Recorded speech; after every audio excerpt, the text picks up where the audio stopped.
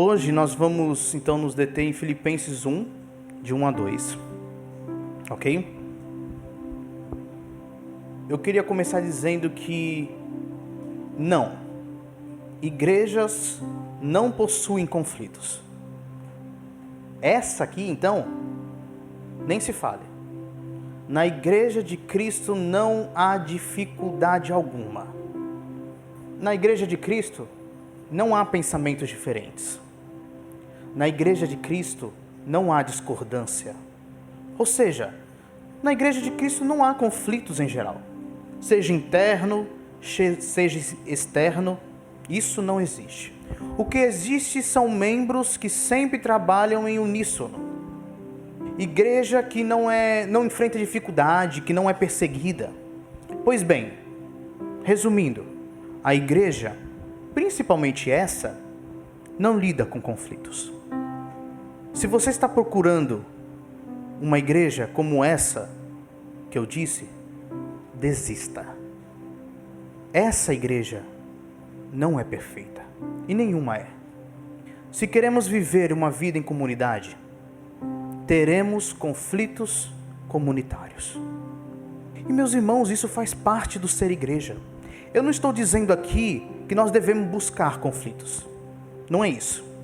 Ir atrás de conflitos. Não. Eu estou dizendo que conflitos fazem parte da vida. É natural.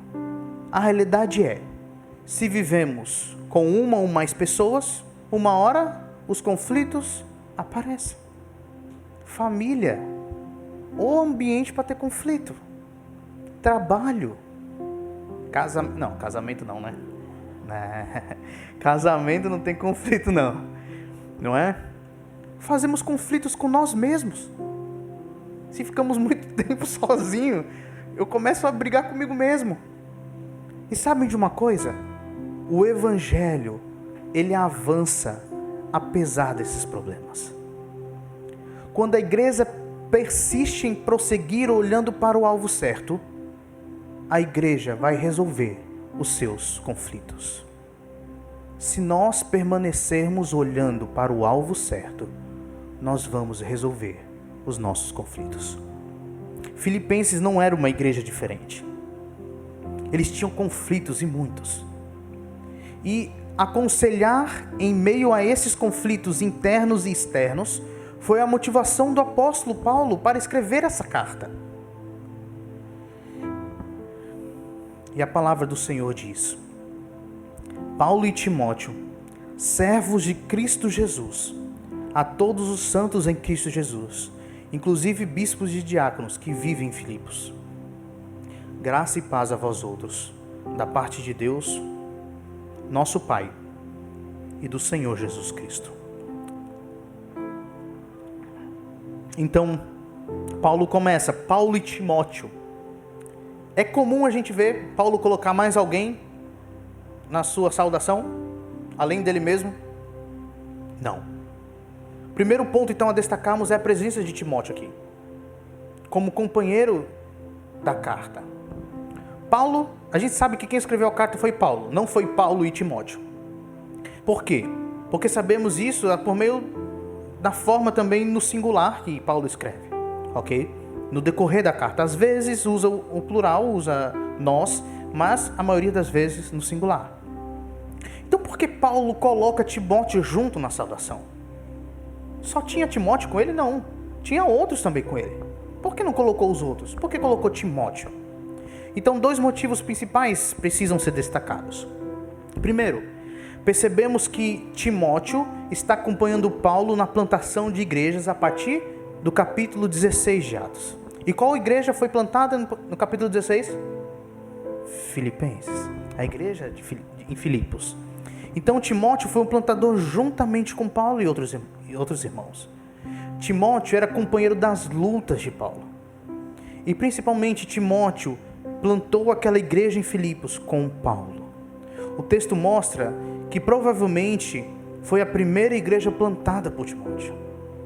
Tudo isso deixava mais sentimental a relação Timóteo e aquela igreja. O segundo motivo era a conexão de Timóteo com as necessidades dos filipenses. Timóteo não era um simples plantador de igreja que começa um trabalho e depois vai embora. Timóteo era completamente interessado no avanço deles no Evangelho. Olha o que diz aí no capítulo 2, a partir do versículo 19. Espero, porém, no Senhor Jesus, mandar-vos Timóteo, o mais breve possível, a fim de que eu me sinta animado também, tendo conhecimento da vossa situação.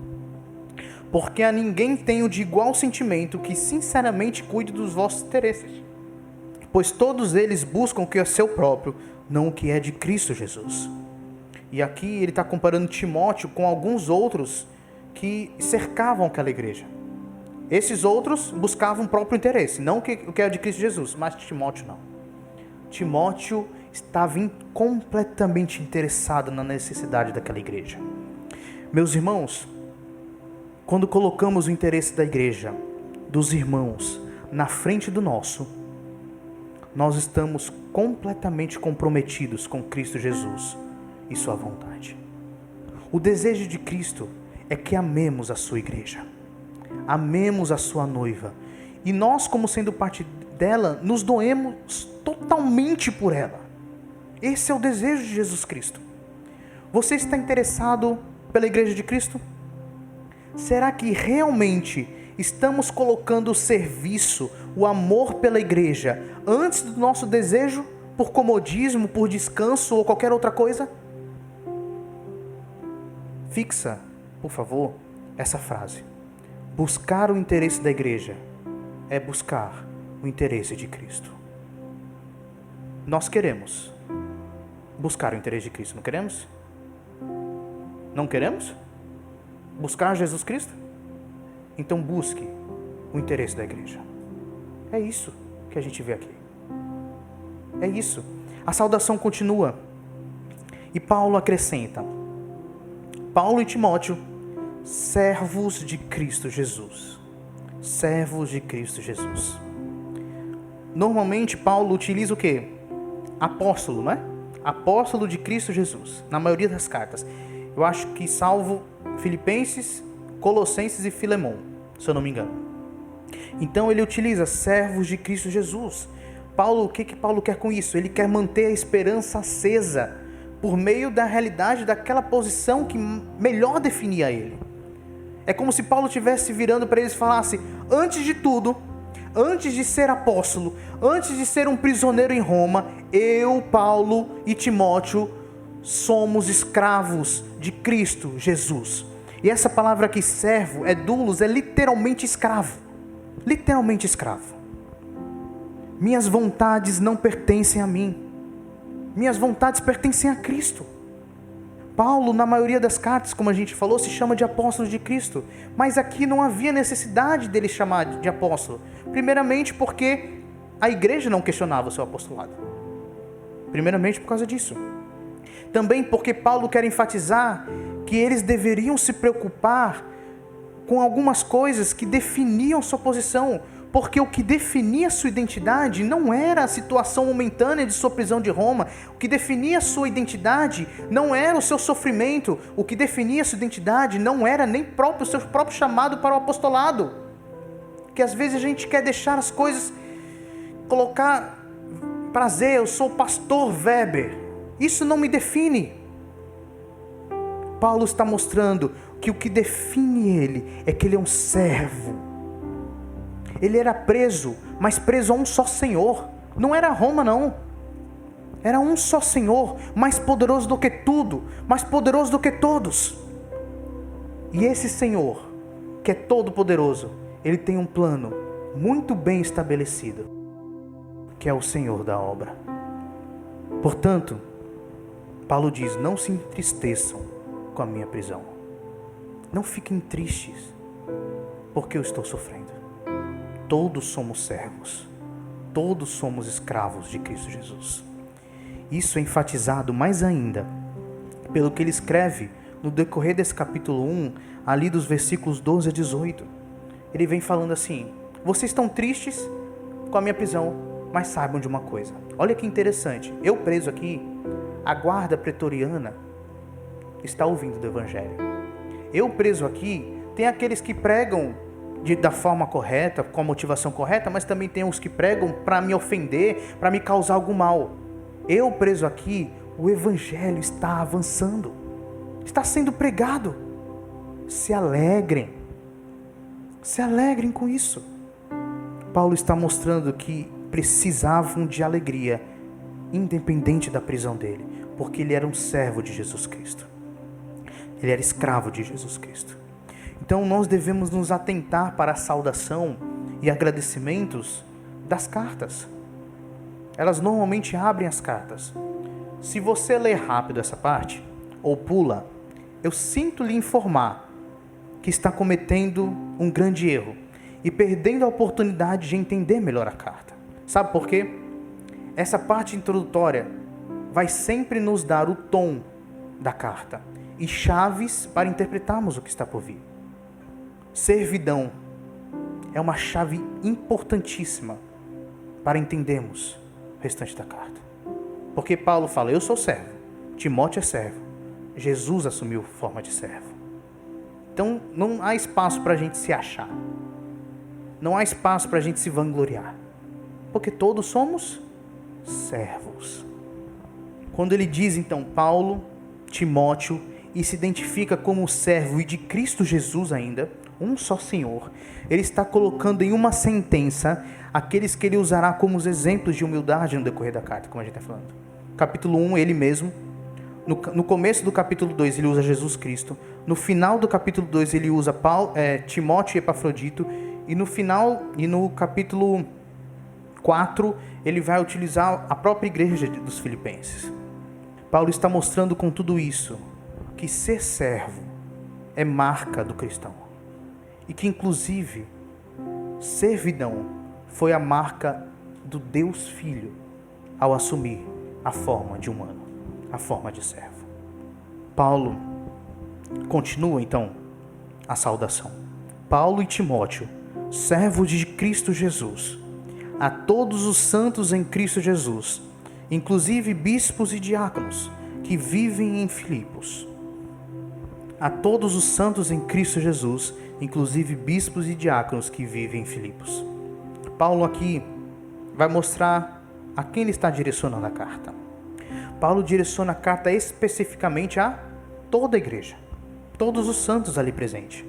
Paulo está dizendo, esta carta é para você, igreja em Filipos, vocês mesmos que foram separados por Deus, escolhidos para viver em comunidade, em santidade e, portanto, observem bem o que eu tenho para dizer a vocês. Porque vocês precisam colocar em prática aquilo que vocês já são posicionalmente, santos. Para nós que somos santos em Cristo e queremos vivenciar essa santidade, também precisamos nos atentar à mensagem de Paulo, a mensagem pastoral de Paulo aqui. Porque em Cristo nós já somos santos. É uma posição, sim, nós já somos santos. Mas nós precisamos externalizar essa santidade. Vivenciar isso. Colocar em prática a nossa posição. Isso que é a santidade progressiva. É um progresso. E é interessante que ele fala todos os santos em Cristo Jesus, inclusive bispos e diáconos. Essa é uma característica distintiva aqui da carta, que distingue essa carta, que é a menção de bispos e diáconos.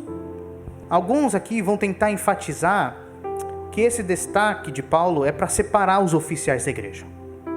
Ok, a gente consegue fazer isso. A gente consegue dizer que aqui mesmo tem os oficiais, mostrar que tinha uma liderança, e é necessário a igreja reconhecer seus líderes. Mas para mim o foco principal não é a distinção em si, mas a igualdade. Paulo diz, inclusive bispos e diáconos, para mostrar que ninguém está livre daquelas palavras de Paulo. Ninguém. Os bispos e diáconos precisavam ouvir. A liderança precisa ouvir. Sim. Bispos e diáconos, essas palavras também são para vocês. Se atentem à igreja de Cristo e à necessidade dela. Nós, pastores, não nos excluímos do ensino nesta igreja. Às vezes alguns podem até pensar que os pastores os pastores estão em algum pedestal, não precisam tanto de ensino, porque eles que nos ensinam. Isso é ilusão, meus irmãos. É ilusão. Nós cuidamos sim da igreja de Cristo, pastoreando as ovelhas, mas nós também somos ovelhas. Não somos ovelhas de Cristo, do Supremo Pastor? Tenha certeza que o cuidado para conosco vem através de vocês, vem através da igreja. Deus usa vocês para sermos cuidados. Também saibam que antes de pregar vocês, nós pregamos a nós. E como é difícil pregar para mim mesmo, quebrar meu orgulho. É muito difícil. Então a carta é para todos os santos. Pastores e diáconos não estão isentos. É para todo mundo. E ele termina a saudação com: graça e paz a vós outros, da parte de Deus, nosso Pai, e do nosso Senhor Jesus Cristo. Graça aqui é uma saudação típica grega, e paz típica judaica. Quando ele usa aqui paz, ele está falando, é o shalom dos israelitas. Ok? Paulo então quer enfatizar que aquilo que deve guiar a igreja não são nossos desejos carnais, não é a minha vontade, ou até a vontade por si do pastor. Lembremos sempre que o que guia a igreja de Cristo é a graça que é presente de Deus, que não inclui algum tipo de merecimento nosso, e também a paz de Deus entre os irmãos. É isso que deve guiar a igreja.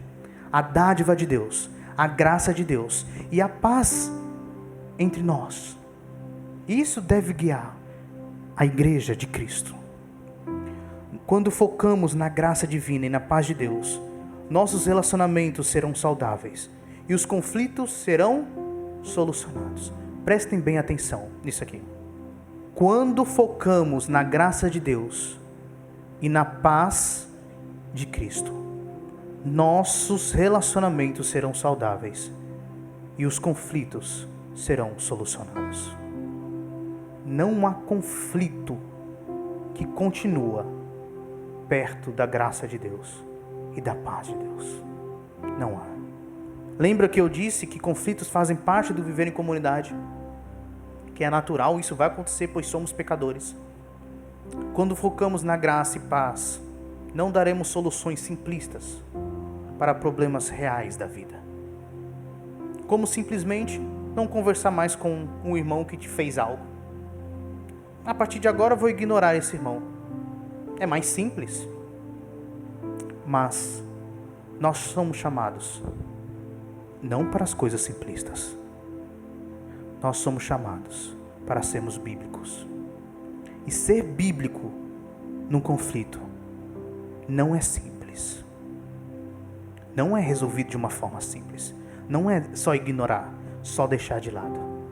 Vamos sentar, conversar, olhar ao nosso redor e resolver para que a graça e a paz de nosso Pai e de nosso Senhor Jesus Cristo reine no meio dessa igreja.